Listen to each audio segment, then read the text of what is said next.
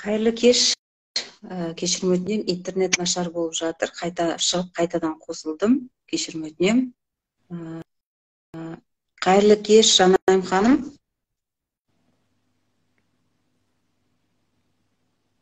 Қосылдыңыз ба? Көріп, естіп тұрсыз ба?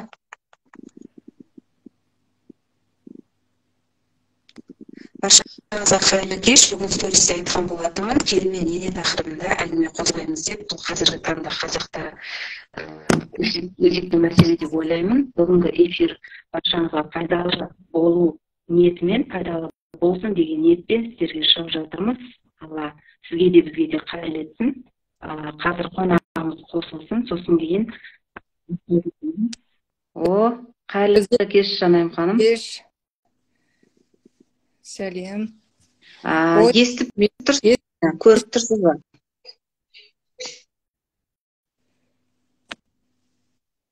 Мен дұрыс қосылып жатырмын ба? Қыздар естіліп жатыр ма, көрініп тұр ма? Плюс бекісін қойып қойыңыздаршы. Интернет кешке қарай нашар болып жатыр. Жанайым даусың онша. Ханым, мен сізді көрмей тұрмын, қатырапсыз. Или мен... Иә, естіліп шығып тұрсыз, бірақ анық көрмей тұрмын. Білмедім. Мен анық көрініп тұрмын ба сізге? Жоқ, бас жағын көрінбей тұр, Гүлзира ханым. Енді болды. Қайырлы кеш. Бісміллә деп бастайық. Жанайым ханым бүгін бізде қонақта, қазақтың ақыны, екеуміз бір салада, психология саласында бірге оқып, курстарда бірге дамып жүрміз. Бүгінгі эфирге қош келдіңіз. Алтын уақытыңызды бөліп келгеніңізге рахмет. Мен сізді енді кішкене қошеметпен қарсы алайын, рұқсат болса, өлең шумақтарымен. Жанайым ақын қызы халқының, сөздердің майын тамызған ақыным.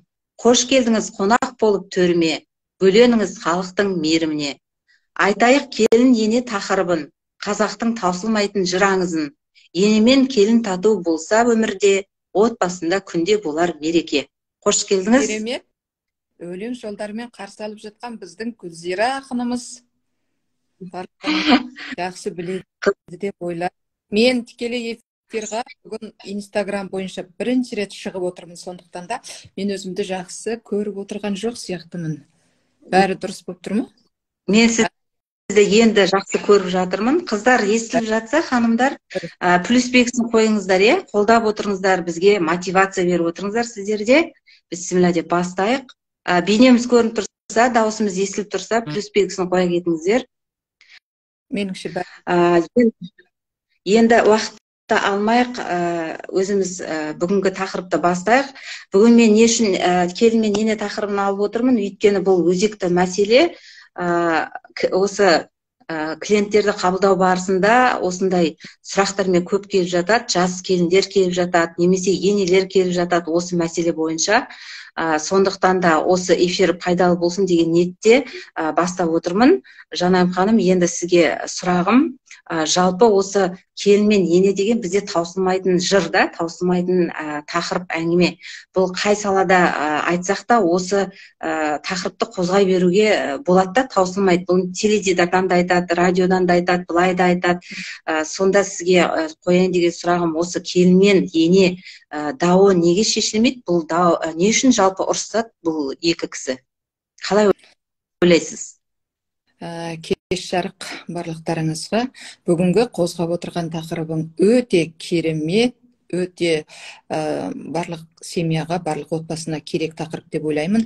Егер естір құлақ болса, бұл жайында барлық жерде айтылып жатыр, тура не мықтылар айтып жатыр, сонау заманнан келе жатыр ене мен келін тақырыбы. Бірақ бәрі бірде бітпейтін тақырып.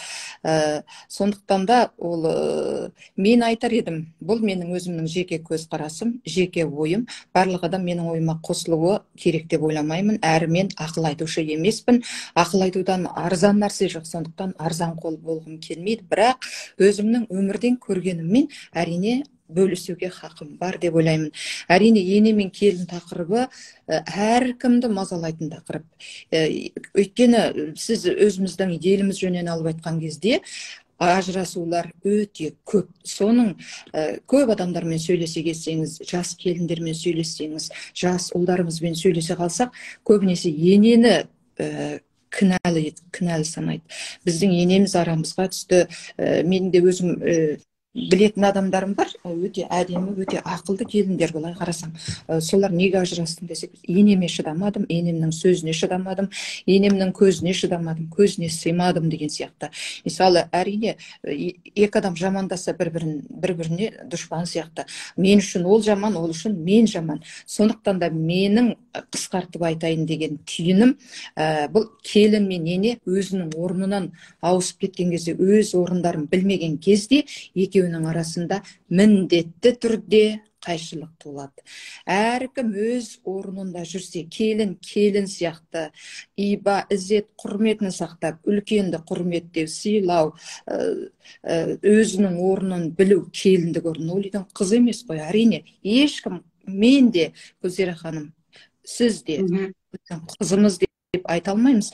Әрине, қызы болуға тырысамыз, мені қызым деп еркелетсе деп ойлаймыз. Бірақ сол орынды, шынайы келіндік орнын білмей қалған кезде, ал ене болдым деп келінге келіндік құл ретінде көрген кезде, келінді төмендеткен кезде, оның міндетті түрде сол үйдің отымен кіріп суымен шығуын талап еткен кезде, екеуінің орны бұзылады. Өйткені екеуі, мысалы, келін өзінің орнын сақтай алған жоқ, ене өзінің даналық, парасаттылық, енелік орнын сақтай алған жоқ. Сол кезде екеуінің міндетті түрде ынтымағы бұзылады, сол ұрыс содан басталады. Бұл мен жеке көзім бар. Иә, өте дұрыс айтасыз, Жанар ханым. Болғысы келеді, көрдіңіз ба? Онда сол не істейді ғой, тәкаппарлық алып барады. Сол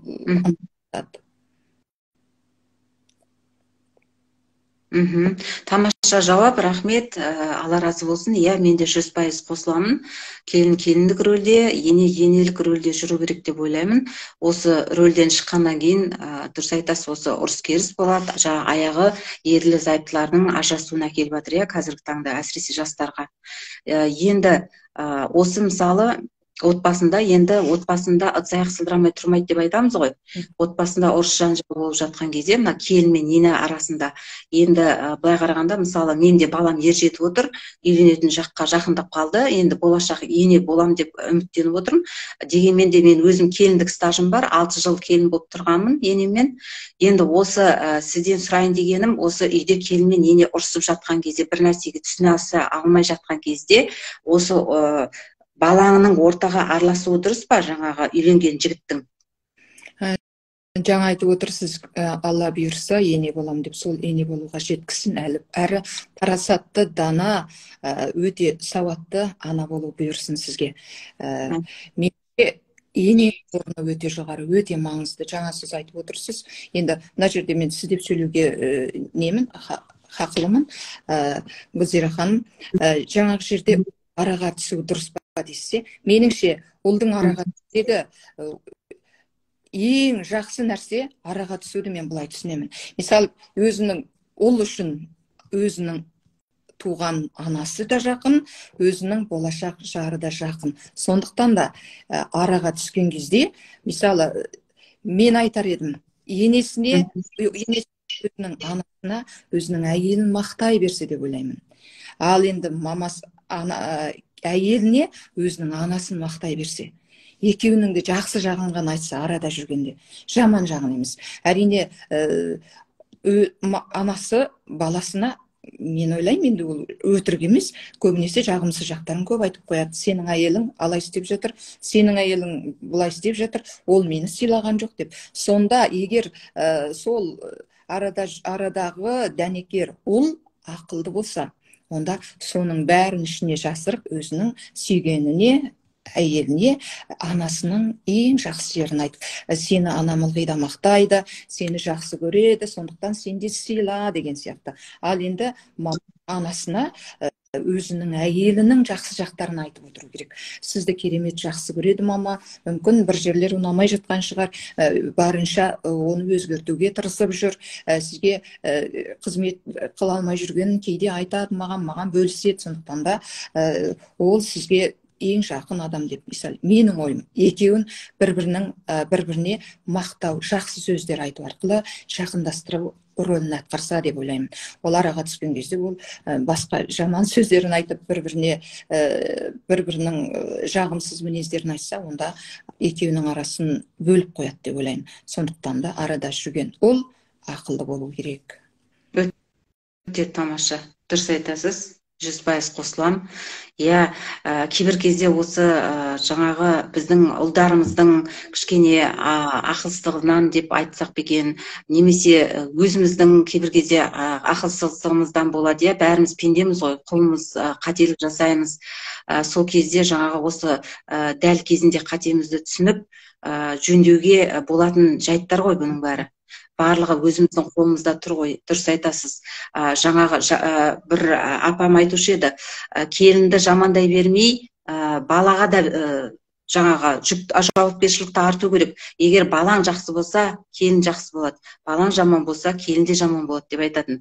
Ол баланы тәрбиелейтін енді өзіміз ғой. Егер бізде тәрбие жағынан жаңағы ақаулар кетіп жатса, кемшіліктер кетіп жатса, оны біз келіннен емес, өзіміздің ішімізден іздеу керек сияқты.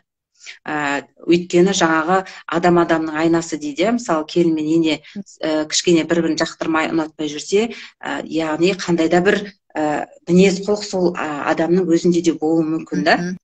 Соны айтқым келіп. Енді сізге сұрақ, сіз енді өзіңіз келін болып түстіңіз, келін болып жүрдіңіз, иә? Сол кезде жаңағы қандай келін бола алдыңыз, енеңіздің тілін қалай таптыңыз? Күшті сұрақ. Әрине, әркім өзінен бастау керек қой. Біреуге жақсы жағыңды, біреуге тәрбие айту үшін де өзің соған лайық болуың керексің. Шынымен де. Мына жерде келінді нене тақырыбына бүгін шақырып отырсыз, Гүлзира. Өте тамаша. Мен қандай келін болдым, мен айтайын. Бұл енді Алланың берген мысалы ақындық жүрек өтірік айтпайды, айта алмайды да. Мысалы мен енді өлең жазамын, сонда мені бір ауыз шын жүрегіммен ғана жазылады. Сондай жырларым ғана халықты әсерлендіре алады, басқаның жүрегіне барады. Мен келін болып түскен кезімде енді менің ата енем ерте дүниеден озған. Мен өзімнің атамның інісі, тағы сол үйдегі апамыз мені қарсы алды. Қарсы алған кезде біз керемет табыстық. Ол кісі менің көзімнен, мен ол кісілердің көзінен, сөзінен біз үнсіз табысып кеттік. Өйткені менің түскен жерім өте керемет жер, өте үлкен әулет, өте текті жер. Сол тектілігімен келе жатқан әулетке, Аллаға шүкір, мен келін болып келдім. Мен өзімде енді жай жерден шыққан жоқпын. Мен де өте үлкен тәрбиеде өстім. Сол тәрбиемен тәрбие қауышты. Өзара мен өзімнің қалай босаға аттап келдім, сол босаға аттап кіргеннен бастап қазірге дейін өзімнің келіндік орнымды сақтаймын. Өзімнің жұбайыма, өзімнің ата енеме, енді ата енемнің орнындағы ата енем болды ғой, әрине.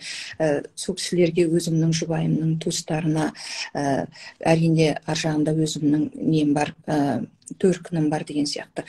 Мен бәріне адал болуды, енді бұның бар адамға жақсы көріну емес, Аллаға жақсы көріну арқылы, Аллаға ғана сүйіну арқылы, Алланың ризалығын алу арқылы өзімнің орнымды сақтап келдім. Ал енді келген жерімде осы күнге дейін маған әй деп көрген емес. Өзімнің енеммен, атаммен кездескен кезде өзім иілем, сәлемімді салам, ары қарай жаным, күнім деп қарсы алады, ештеңе бүлінбейді. Өйткені мен өзімнің орным ғой. Өзімнің орамалым бар, сәлемім бар, ізет, құрметім бар, өзімнің енеме деген, атама деген. Ал енді апам мен атам қандай тәрбиелі, қандай ақылды кісілер, қандай дана кісілер. Мен ол кісілердің бір ауыз сөзін жерге қалдырмауға мен тырыстым. Бір ауыз сөзі не айтады ол кісілер?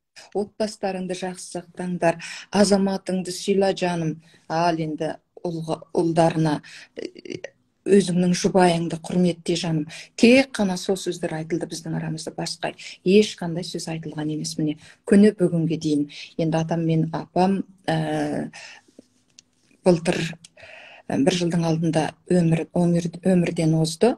Жатқан жерлер жайлы болсын. Енді өзімнің қазіргі әрине қайна апаларымның орнында өзімнің қайна апайларым бар.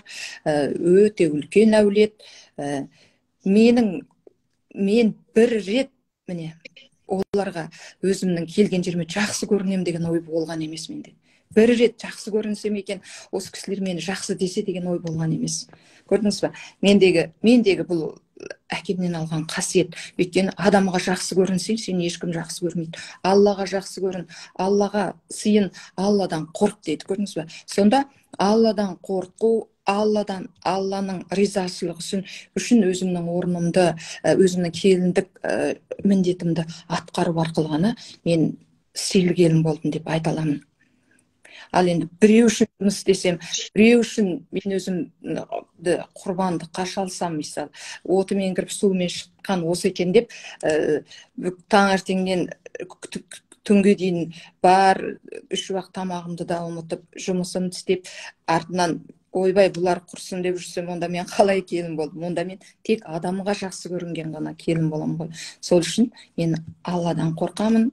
Бір Алланың ризалығы үшін өзімнің келіндік міндетімді өтеймін. Мен әрине өзімнің келген жерімдегі бір адамды ренжітуді мен қаламаймын. Енді ренжіткенде жоқпын деп ойлаймын. Енді бәрін бір Алла біледі. Енді пендеміз ғой. Мүмкін кей кезде ұнамай қалатын да шығармыз енді. Оның бәрін Алла разылығы үшін істеп, Алладан кешірім сұрап, сол арқылы өзіңді үздіксіз дамыту арқылы ғана өзіңнің орныңды сақтай аласың. Сондықтан да мен жақсы келін болдым деп айта алатын шығармын. Ал енді менің келген жерім өте керемет. Бір рет маған деген жоқ. Тек бұндағы ұстап тұрған түйін, мен келіндік орнымды сақтадым. Өзімнің енем енелік орнын сақтады. Сыйласып сөйлесіп, бір-біріміздің шекті заттамаймыз.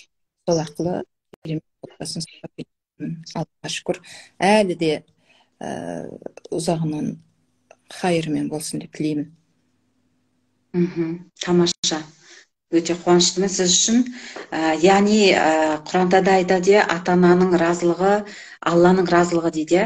Яғни біздің ата-енеміз бұл екінші әке-шешеміз болып саналады ғой енді. Бізге сол тәрбиелеп өсіріп дайындап бергеннен кейін біз оған екінші ата-ана сияқты қарасақ, онда қателеспейміз, иә. Енді біз кішкене өмір көрген тәжірибеміз бар, енді қанша 50-ге келіп қалдық деп айтайын. Мына кейінгі жастар мысалы көбіне бұны түсіне бермейді да, жас болып түскен кезде. Сондықтан да көп қателіктер келін жақтан да кетіп жатады, ене жақтан да кетіп жатады. Енді осы жаңаға бір мәмлеге келіп тату тәтті тұру үшін жаңа сіздің сөзіңіздің жаны бар, келін рөлінде, ененің рөлінде жүрген өте дұрыс деп есептеймін. Енді сізге сұрақ, осы келін мен енеге байланысты немесе тәрбиеге байланысты мен білем, сіздің ақындық қабілетіңіз бар екен. Жаңа алдында кешірім өтінемін, сізді былай арнайы таныстырмадым. Бүгінгі біздің жаңа эфирде қонақта Жанайым Ауғанбай, Астанада тұрады. Ақын, жазушы, өлеңдері керемет, тәрбиелік бағытта. Тиктоктан может көргенде боларсыздар. Осы тәрбиелік бағытта бір өлеңіңізді оқып берсеңіз қалай қарайсыз? Бір өлеңдеріңіз бар. Қазір менің мұнда кітаптан қарап оқи беріңіз, болады. Мен былай оқып берейін, жақсы. Тәрбиеңізді. Мен кіммін деген өлең бар. Қыздар, сіздерге көңілді болсын деп, қазір ақын жазушылар сондай ғой, шабыттанып отырады. Сіздерге шабыт сыйлайық деп өлең оқиын деп жатырмыз, қолдап қойыңыздар. Жақсы. Мен кіммін? Әрине, адаммын, қожасы бүгінгі заманның. Құшағым аламын бәріңді, ей өмір, мен сенің анаңмын. Мен кіммін, қол жетпес арманмын, бәрінен биікпін жалғанның. Біреуге жай ғана әйелмін, біреуге арман боп қалғанмын. Мен кіммін, ұятпын, намыспын, маңыма жоламас ғарып мұң, жанымда сарқылмас ақ жауын, сөнбейтін мәңгілік бар ұшқын. Мен кіммін, сезімді жүрекпін, өмірге нұр сыйлап күлектім, мәңгілік ақ нұрмын сарқылмас менімен жап-жарық түнек түн.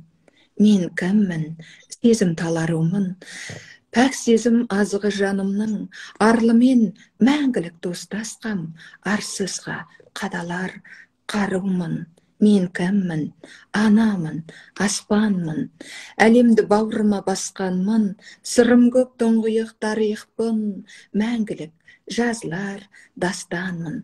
Бұл өлеңімде әйелдердің өмірі жырланады. Әйелдер осылай болу керек деген оймен жазған. Тамаша. Ханымдар, қол ұрып қойыңыздар, от жіберіңіздер, шоқ жіберіңіздер, қолдап қойыңыздар. Тамаша өлең, түсінген адамға астарлы сөздермен керемет жазылған өлең. Сондықтан да жарайсыз деймін, шабытыңыз шарықтай берсін. Жанайым ханым өлеңдері керемет, жүректен шығып жүрекке жетеді дейді. Шынар ханым, рахмет, Алла разы болсын қолдауыңызға. Осылай қолдап, оттарыңызды жіберіп жатсаңыздар, бізге де мотивация болады, шабыт келеді. Енді қайда кетіп қалдыңыз, Жанайым ханым? Эфирден шығып кеттіңіз ба? Қайтадан қосылыңыз, мен сізді запрос жіберейін сізге, Жанайым ханым, қайтадан қосылыңыз эфирге. Интернет нашар болып жатыр ма? Или байқамай шығып кеттіңіз ба? Қыздар, бүгінгі тақырып сіздерге ұнап жатыр ма? Келін мен ене тақырыбы. Осы тақырыпты әдейі қозғадым, өйткені біз психолог болып, клиенттермен, адамдармен жұмыс жасағаннан кейін көбіне осындай сеансқа келіп жатады. Жас келіндер, енелер, осы мәселені қалай шешуге болады деген сияқты. Немесе келінмен балам ажырасып кетіп жатыр, қалай енді қоссам болады деген сияқты өтініштермен келіп жатады. Сондықтан осы эфир пайдалы болсын деп бүгін өткізіп жатырмын. Жанайым ханым шығып кетті. Енді сіздердің комментария бөліміне жазсаңыздар екен, сіздерде қандай сұрақтар бар, келін мен енеге байланысты, кімде қандай мәселелер болып жатыр екен. Жанайым ханым қазір қайта қосылғанша, қосылса мен ол кісіге запрос жіберіп қайттан қосайын. Өлеңі ұнады ма? Бұл кісі Астанада тұрады. Біз психология мен деген курсында, Айнұр Тұрсынбаеваның менторлық курсында бірге оқыған болатынбыз. Сол кезде танысып, жақсы араласып кеттік. Ол кісі де енді керемет ақын, мен аздап өлең жазам, сонымен екеуміз не істедік? Танысып араласып кеттік. Сіз прямой эфирға шыққыңыз келіп тұр ма? Қазір қосайын сізді. Қандай сұрақ сізде? Ал мен сізге жібердім запросты, қосылыңыз. Жанайым ханым қосылмай жатыр, сізді қостым. Әрине көп жүргізіп тұру керек осындай тақырыпты дейді. Рахмет, менің енем алтын дейді. Машалла, Алла разы болсын. Енеңіз алтын болса, сізге повезло деген сөз. Қазір енесі жақсы болған келіндер өте бақытты деп ойлаймын. Өйткені әйелдер бір-бірін түсінбесе болмайды ғой, иә. Әйелдердің тілдерінен неше түрлі нәрсе шығады, иә. От жалындар шығады. Сол сөз сүйектен өтеді демекші, барлығын біз ойымызбен, сөзімізден табамыз ғой негізінде. Сол сөз жаңағы араны бұзады. Мынау келін мен ененің арасында сөз жүреді, мынау бала мен келіннің арасында сөз жүреді, осы үшеуінің арасында сөз жүреді. Сол кезде сөз адамды бұзады, иә. Оны өздеріңіз де көріп жүрсіздер. Болмайтын нәрсеге болмашы сөзге көңіл қалып, жаңағы ажырасып кететін нелер болып жатады. Звонок келіп қалды ма сізге? Қазір Жанайым ханым, бәсе, мен сізді неге қосайын? Маған запрос жібере аласыз ба, Жанайым ханым? Запрос жіберіп көріңізші. Міне, мен сізге қазір запрос жібердім. Сізге жаңа запрос жіберген ханым қосыла алмай жатыр. Мен запрос жіберіп едім. Күзира ханым қосылдың ба? Қосылдыңыз. Телефон келді да. Жақсы. Аха. Ары қарай жалғастырайық. Кешірім өтінемін, айып етпеңіздер. Бұл кісіге звонок келіп қалған екен. Қандай тұрмысқа шығатын қыздарға анасы қандай кеңес беру керек, бақытты отбасы, сүйікті, құрметті келін болу үшін дейді Жанайым ханым.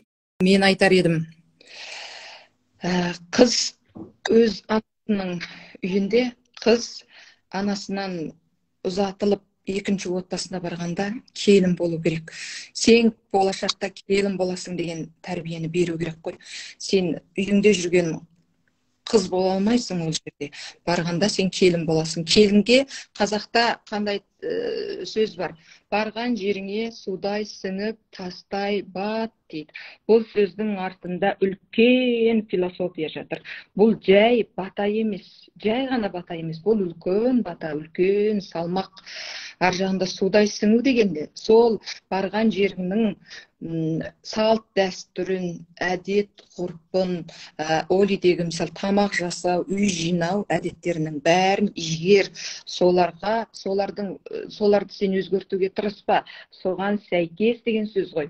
Ал тастай бат дейді. Сен сол біздің үйден кеттің, үйіңнен кеттің, болашақ өзіңнің үйіңе бардың, сол жердің, сол семьяның адамы бол, сол үйдің ұрпағын жалғастыр деген сөз ғой.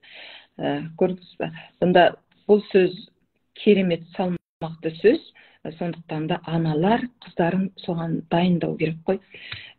Барғанда сен өзіңнің үйіңде жүргендей, ата-анаңның үйінде жүргендей сияқты емес, барғанда өзіңнің орның бар, жөн жостықты игеретін ақылыңмен өзіңнің келіндік орныңды тап деп келдің, сол үйден қайтпа деп үйрету керек қой. Иә, дұрыс айтасыз. Берген тәрбие енді ар жағында сұрақ туындай береді. Ал енді барғаннан кейін басқаша болса қайтеміз, неге ажыраспасқа, ажырасуға мен мәжбүр болдым деген сияқты сұрақтар туындайды. Менің қазір жауап бергенім тек қана ананың қызға қалай тәрбие беру керек дегенде өзімнің ойым қосқан. Тамаша, иә. Әрине, басқа үйге барып сіңісіп кету мүмкін оңай нәрсе емес. Жаңағы Бауыржан Момышұлы атамыздың керемет сөзі есіме түсіп отыр. Әйел адам дейді, өте батыр адам дейді да. Өйткені дейді, өзінің үйінен кетіп дейді, басқа үйге барып, сол үйдің бүкіл сіз айтып отқандай жаңа әдет ғұрпына, тәрбиесіне сіңісіп кету, ол өте ерлік дейді. Оны ешқандай адам қолынан келе бермейтін жұмыс деп теңейді да. Яғни біздің сондай жаңағы нәзіктігімізді, қылықтығымыздың барлығын соның ішіне сыйыстырып отыр да. Бауыржан атамыз солай керемет бізді теңеген. Сондықтан да өте дұрыс айтасыз. Мынау қыз балалар жаңағы келін болып түскен кезде енді басында еркелік болады, жастық болады, соның білмегенін сұрау керек, жаңағы енесінен да ашық ойын айтып, жеткізіп, мынандай көркем түрде сұраса, енесі қайта өзіне жақын болады. Ал білмей жаңағы өкпелеп тырысып жүре берсе, қалауында істей алмай жатырмын, істей алмаймын деп қырсығып жүре берсе, әрине ондай кезде ұрыс керіс болады. Сондықтан кінә екі жақтан да бірдей болады, бір адам жалғыз ұрыспайды ғой. Сол себептен түсіністікпен қарасаңыздар екен деген ойдамын. Жаңа Эльмира ханым жазып жатты, ене деген біздің екінші анамыз, енені сыйлау керек, үлкен адамға сыйластық болу керек, құрмет болу керек деп жатыр. Өте дұрыс айтасыз, қосыламын. Енді Жанайым ханым, сіздің екі ұлыңыз бар екенін білемін. Ұлыңыз ержетіп, жаңағы дайын болып қалды. Сол болашақ ене болсаңыз, сіз қандай ене болатын едіңіз? Қандай ене болатын еді? Сол кезде білеміз деп. Қандай ене болу, қазір біздің көкейімізде сайрап тұр ғой, жақсы ене боламыз деп айта аламыз. Әрине, мен енді қазір көз алдыма келді. Қазір енді үлкен шаңыраққа екі келін түсті. Мен екі келін түсірдім алдында. Екі келінім де өте керемет, өте адам бір-бірінің қабағына қарайды ғой. Мысалы, маған келінім, жаным,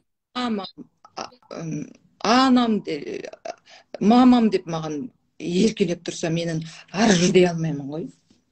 Келіннің ақылдылығы. Ал енді мен оны жаным, қызым, алтыным менің ақылдым, менің керемет келінім деп мен мақтап тұрсам, жақсы сөз айтып тұрсам, ол маған қабағын түйе алады деп айта алмаймын. Қабағын түймейді ғой. Ол мені сіз қойыңыз, сіздің сөзіңіз керек емес деп ешқашан айтпайды. Көрдіңіз ба? Екі адамның бір-біріне деген қарым қатынасы. Жақсы сөз жарым ырыс дейді. Жақсы қазақ қойған ғой бәрін. Жылы-жылы сөйлесең жылан іннен шығады дейді. Жыланның өзін іннен шығарған жылы сөз қалай келініңді өзіңе баурай алмайсың жылы сөзбен. Қалай келіндер жақсы жылы сөзбен енесін қалай баурай алмайды. Мен оған келіспеймін. Ыдысты-аяқ шылдырламай қоймайды дейді, әрине. Соны шылдырлатпауға да болады. Енді ол үлкен жағынан алып айтып отырмын. Сондықтан адамдар ары қарай терең жағынан алып айтқан кезде өмірге бір-ақ рет келеді. Қып-қысқа ғұмырда бір-бірімен сыйласып, тату-тәтті, берекелі, бақытты өткенге не жетсін? Бәрі де Алла разылығы үшін. Әрине, өте тамаша айттыңыз. Өзім құшағыма тартып, ақылымды айтып, өзімнің біздің енді шаңырақтың салт дәстүрін бірге ертіп жүріп, үйретіп, құлағына құйып, үлкендерге сәлем салдырып, мысалы сәлем салғаннан ештеңе өзгермейді, ол тек қана бата алады ғой. Мен өзім керемет қолдаймын. Маған сәлем салып жүрген келіндер бар. Тура жүрегімді суырып бергім келеді ғой, риза болғанда. Жаным, бақытты бол, алтыным, айналайын, ұлтап басқа не айтамыз? Көрдің бе Серікхан? Соның өзінде қандай керемет. Оны істей алатын ене аз ғой бір жағынан. Шын мойындауымыз керек. Әншейін біз келін аламыз да, оны қайтеміз, төпештен жөнелеміз, оны құл ретінде көреміз, мойындаймыз оны, қаншама жерді көріп жүрміз, как құл сияқты. Сол иттің есігіне, күліне, отымен кіріп, күлімен шығып, бұл өте ойланатын нәрсе бұл. Онда бүкіл жұмысты соның мойнына артып қояды. Кей келіндермен сөйлесе қалсаң, 3 уақыт тамақ іше алмаймыз дейді. Көрдіңіз бе? Неге? Келінімнің көңілінен, енемнің көңілінен шығу үшін, басқалардың көңілінен шығу үшін дейді. Осы жерде мен тағы бір нәрсе қосқым келеді. Келін болды мекен деп, өзін көзсіз құрбан қылудың өзі сауатсыздық. Оған келін болуға да, ене болуға да үлкен сауат керек, парасат керек, өте ақыл керек. Бұл ақылды адам ештеңеден қорқпай, барлығын жақсы жағынан орындай алады деп ойлаймын. Біз әйелдерге үздіксіз үйрену керек. Біз ол келін болды мекен деп үйренуді тастай сап, ұсақ түйек жұмысқа кіріп, 3 уақыт тамақ, үй жинап, күйеуді күту, баланы асырау, онымен айналысып кетсе, онда ол әйел шашып, мені ешкім бағаламайды деп шыға келеді. Сөйтіп өз жаман келінге қалай қыз күнде бәрі жақсы, жаман қатын қайдан шығады дегенге айналып кетеді. Сондықтан да мейлі келін болсын, мейлі ана болсын, ене болсын, тек үйрену керек қой, көз ашық, көкірегі ояу болу керек қой. Ондай адамнан жамандық шықпайды. Бәрін өз орнында, өз орнына қоя алады деп ойлаймын. Мен болашақта енді Алла жеткісе жақсы ене болатын шығармын деп ойлаймын. Қазірде енді енемін. Осы шаңыраққа түскен келіндеріме. Енді келін аламын, Құдай қаласа. Иманды, парасатты келін кездессін. Өзіңіз керемет. Әмин. Иманды келін кездессін. Бізге Эльмира ханым айтып жатыр, мен 2 қызды ұзаттым дейді, енді күйеу бала болайын деп жатыр дейді, келін түсірейін деп жатырмын дейді. Ибалы, иманды, адал келін кездесін сізге, Эльмира ханым, мен тұрақты оқырманым. Енді Жанайым ханым, сөзіңіз аузыңызда, жаңа өте орынды айтып қалдыңыз. Бұны Нұрлан ұстаз имам да айтады. Әйел дейді 4 қабырғада отырып тек қана үйдің тірлігімен айланса, бай балашаға тамақ, кір жуу, үй жинау, үйде мына 4 қабырғада отырып қалған кезде әйелдер депрессияға ұшырайды, стресске ұшырайды. Не үшін? Өйткені өзінің тұлға ретінде жоғалта бастайды да. өзін тұлға ретінде жоғалтқаннан кейін жаңа сіз айтпақшы құрбандыққа салып жібергендей болады да өзін. Одан кейін ол әйелде претензия басталады. Мені ешкім бағаламайды, мені ешкім жағдайымды сұрамайды, мен шаршап жатырмын деген сияқты претензиялар күйеуіне айтатын болады. Сондай жағдай болмау үшін құрметті ханымдар, мына жерде отырған жас келіндер болса, өздеріңізді тұлға ретінде дамытыңыздар. Bir жерде тоқтап қалмаңыздар төрт қабырғада. Өздеріңізге ауыр болады. Өздеріңіздің жүректеріңізге не ұнайды, нені жақсы көресіздер, соны бірге алып жүруге болады. Қыздар 40 шақты дейді ғой бізде, жаңағы энергия деген жетеді, ниет болса бәрін істеп үлгереміз. Келіндік, аналық, жұбайлық барын алып жүру үшін әйелде ақыл парасат болу қажет. Әлбетте, дұрыс айтасыз, қосыламын. Менің айтқаныңыз келсін дейді. Енді Жанайым ханым, осы әйел адам, жаңаға келін, жаңа түскен келін, осы енді бастапқы кезде сол үйге келін болып, жаңа түскен келін болғанда жаңа қонақ бар, келін кетім шай құяды, жас келіннің қолынан шай ішеміз деп келетін қазақтың өзінің дәстүрі бар, сол уақытта жүреді да, енді мынау балалы болғаннан кейін көбіне балалы болған кезде әйелдер жаңа послеродовой депрессия деп айтады, сондайға түсіп жатады. Енді жаңа осы әйел өзін тұлға ретінде алып жүру үшін де, барлығын жағдайын жасау үшін де қалай ойлайсыз, әйелдерге не істеу керек? Қандай бір өзіңіздің ойыңызды айтасыз? Әрине, мына жерде менің құдағиым қосылып жатыр. Жазира құдағи деген біздің керемет құдағи. Гүлзира ханым менің осы құдағиымды бір эфирге шақырып, өзінің ақыл кеңестерімен бөлісуіне әбден болады. Жақында туған күнін өткізіп келдік. Міне бізге қосылып отыр. Жазира құдағи, қош келдің. Тікелей эфир жүргізіп жатырмыз келін мен ене туралы. Міне Жазира қызы Рахат біздің үлкен келін. Келісте қуана шақырам ғой эфирға. Эфирға шақыратын уақытты белгілеп қоюға да болады. Жақсы. Есте болсын. Жазира құдағидің қызы біздің үлкен келін. Мен осы туған күнінде де бір рет қыңқ еткен дыбыс естіген жоқпыз деп айттық. Өйткені шынымен де үш баланың анасы, біздің ұлмен Жазира құдағиымыздың қызы Рахат отбасын құрғалы 13 жылда екеуінен бір ауыз сөз естіген жоқпыз. Бұл жердегі парасаттылық қайда жатыр?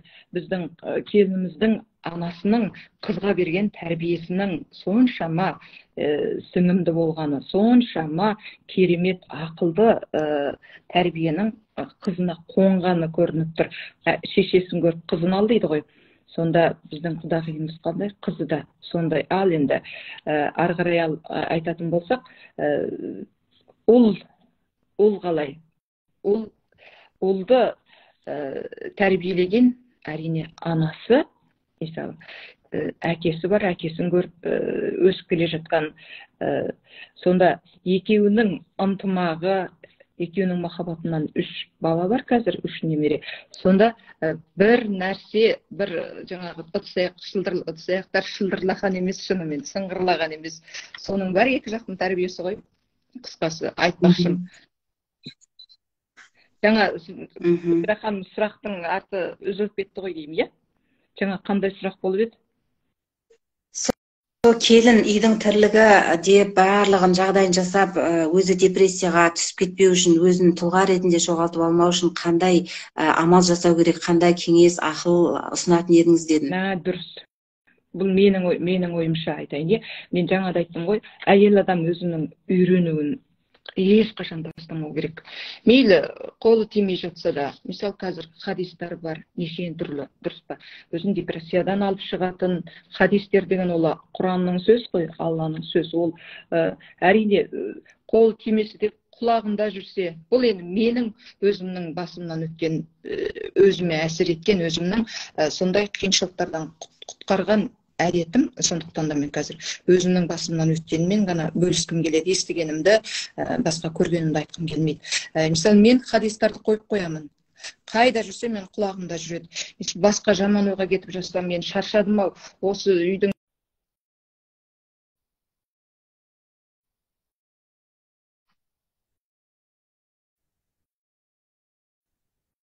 Сонда мен сондай хадистарды көремін, сосын арада міндетті түрде уақыт шығарып мен кітап оқимын. Мен басқа ойға кетіп бара жатсам, мен міндетті түрде мен ойымды бөлемін. Мысалы, енді былай айтуға да болады, енді Аллаға шүкір, намазымыз бар, енді намазың өзің үшін оқисың, басқа жерде айтпа дейді ғой, бірақ айтқым келеді. Енді соның бір Алладан сұраймын, бір Алладан күш қуат сұраймын, маған қайта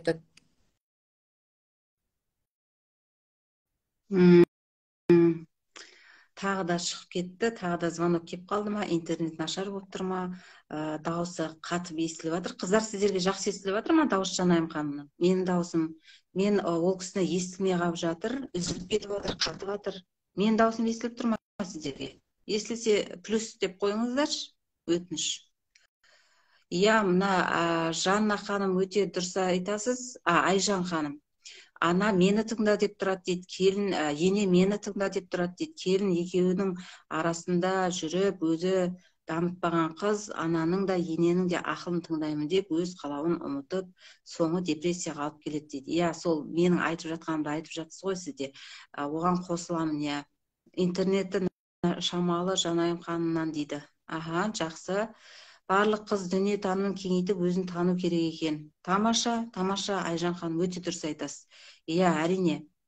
Өйткені деген әйел адамдар дамымаса, білім алмаса, өзін соңғы орынға қойып қойған кезде, оны ешкім бағаламайды. Өзінің құндылығын өзі төмен түсіріп алады да. Сондықтан айтып жатқаным ғой, әр адам жаңағы келін болсын, ана болсын, ене болсын, бәрібір де өзін дамытуды тоқтатпау керек екен. Бұл мен өзімнің өмірлік тәжірибемнен түсінгенім. Өйткені мен қазір 2018-ден бастап білім алып жүрмін, тоқтамай үздіксіз, Аллаға шүкір. Сол білімдердің арқасында міне сіздердің алдарыңызда шығып өсіп жатырмыз. Сонда менің түсінгенім, мысалы мен Құдай қаласа ене болайын деп отырмын, осы керек білімдерді алмаса, мен ертең енеммен де, келінмен де қалай отношение құруды білмеу мүмкін, қателесу мүмкін. Енді мен білім алғаннан кейін, көзім ашылып, сауатым ашылғаннан кейін, өзім келін болдым, келіндік тәжірибем бар. Енді ене болғанда мен соны әрине жақсы жаққа қолданамын деген ниеттемін. Өйткені өзім басымнан өтті келіндік жаңағы қызмет, келіндік стаж өтті былай айтқанда. Сондықтан қыздарға айтамын, өздеріңіз оқыңыздар, білім алыңыздар, өздеріңізді бағалаңыздар, өздеріңізді соңғы орынға қойып қоймаңыздар. Сіздер соңғы орынға қойғанда сіздерді ешкім елемейтін болады, сіздерді адам сияқты қарамайтын болады. Ол өзінің басынан өткен, самооценка төмен болып кетеді. Ол кезде сізді бірінші байыңызды сыйламайды, өзіңізді өзіңіз сыйламай тұрғаннан кейін, бағаламай тұрғасын, енеңізде бағаламайтын болады. Сондай жағдайлар болмау үшін өзіңізді тұлға ретінде жоғалтпаңыз, адам ретінде дамыңыз, жаңағы білім алыңыз, бәрін ақылмен, даналықпен шешу керек. Әрине, аналар мысалы қызына жаны ашып, қызының айтқанын тыңдайды, қызын айтқанын істеткісі келеді, жаңағы қызын жыламаған қалай. Мына жақта ене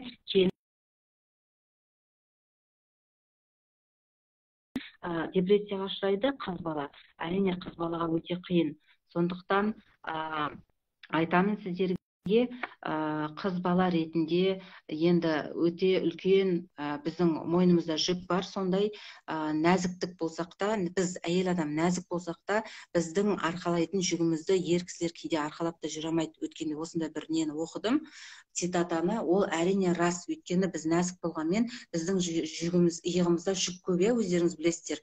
Ата енені күту, байды күту, бала шағаны күту, жағдай жасау, қонақ күту, салат жабу таусылмайтын шаруа. Оның арасында еще білім алу керек, оның арасында қонаққа бару керек, оның арасында құрбылармен кездесу керек. Соның барлығына біз үлгереміз. Әрине үлгереміз, уақыт тауып, ниет болса.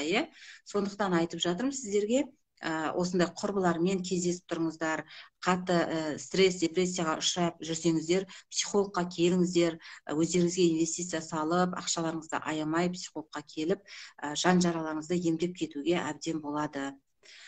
Енді осы тақырыпта біраз ой қозғадық, уақытта жақындап қалды, мен эфирді аяқтағым келіп тұр. Егер сіздерде сұрақ болмаса, сұрақ қойыңыздар, жауап беріп көрейін. Жанайым ханыммен біраз сұрақтарға жауап алдық. Мен өзімнің қойған сұрақтарыма жауап алдым. Өзім көп сұрақ дайындаған жоқпын, шыны керек. Сіздерде сұрақ бар ма? Сұрақ болса комментарийға жазсаңыздар болады. Жоқ болса онда эфирді аяқтайын. Сіздерге пайдалы болды ма? Пайдалы болса плюс белгісін қойып кетіңіздерші. Яғни бұл бүгінгі эфирдің түйіні келіннің рөлінде, ененің рөлінде жүру керек деп жатырмыз, иә. Егер орындары ауысып кеткен кезде міндетті түрде үйде ұрыс керіс басталады. Ене дана болу керек, келін кішкене кішіпейіл болу керек, үлкенді кішкене сыйлап, екінші анасы ретінде қараса, енесі қызы ретінде қараса, ешқандай да үйде дау жанжал болмайды. Негізінде бізде кететін қателік қандай?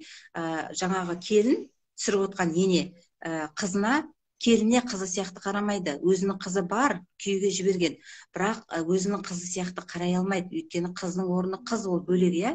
Ал жаңағы келін деген ол бөлек. Қанша қызындай көремін деп айтса да, бәрібір ол қызындай көре алмайды. Оған мен көзім 100% жеткен. Әр адамның өзінің орны бар, өзі орны бөлек. Әрине, Шынар ханым, дұрыс айтасыз. Қырық жанды деген сөзді бізде керісінше түсініп жатыр адамдар. Қырық жанды емес, бірақ жанды. Бізде жан біреу-ақ, Алла берген жан бізде біреу ғана. Бірақ оны сол қыз қырық жанды дегенді біздің қазақтың менталитеті өздерінің ыңғайына қарай келістіріп алады да, сөйтіп айтып қолданады. Ешкімнің қырық жаны жоқ. Әйелдің де, еркектің де бір-ақ жаны бар. Оны Алла өзі қалаған күні алады. Ал бізге өмір бергеннен кейін біз өмірді өзіміз үшін сүру керекпіз. Өзіміз бақытты болу үшін өмір сүру керекпіз. Егер біз отбасында өзіміз бақытты болсақ, бізге қарап, балаларымыз да бақытты, бай да бақытты, ата ене де бақытты. Отбасында береке болады. Оның барлығы өте бір-бірімен тығыз байланысты. Оның ар жағында соңғы нүктесі жаңағы өзіңді бағалауға алып келеді, өзіңді жақсы көруге алып келеді. Бірақ кейбір ханымдар жақсы көруді эгоистпен шатастырып жатады. Ол өте дұрыс емес. Эгоист деген бөлек әңгіме. Эгоист ол өзінің тек қара қан, қара басын ғана ойлайды. Ал біз әйелдер барлығын жағдайын жасап жүріп, өзімізді ұмытып кетпеу керекпіз. Бұл эгоист емес, бұл өзіңді де бағала, тұлға ретінде дамыт деген жаңағы ойды айтқым келіп жатыр сіздерге. Жанайым ханым, рахмет қосылған үшін, эфирге келген үшін. Алла разы болсын. Мен эфирді аяқтайын деп жатырмын. Қосылған ханымдарға да көп рахмет айтамын. Алтын минуттарыңызды бөліп, енді осы эфирді барынша таратып жіберсеңіздер екен деген өтінішім бар. Мына самолетиктер ғой, сол самолетикті таратып жіберсеңіздер екен, ханымдарға, келіндерге, енелерге кішкене болса да ой түйсін деп ниеттеніп отырмын. Лайктарыңызды басып, комментарийларыңызды басып, бізге, маған, Жанайым ханымға кері байланыс жасасаңыздар, мотивация берсеңіздер, біз қуанып қаламыз. Сондықтан алыс-беріс гармониясы бірдей болсын. Бізге де жаңағы кері байланыс жасап қойыңыздар, иә. Тиімді эфир болды дейді. Шынар ханым, өте жақсы, ризамын, Алла разы болсын. Жақсы, ендеше келесі эфирлерде кездескенше сау саламат болыңыздар. Ассаламу алейкум ва рахматуллахи ва баракатух.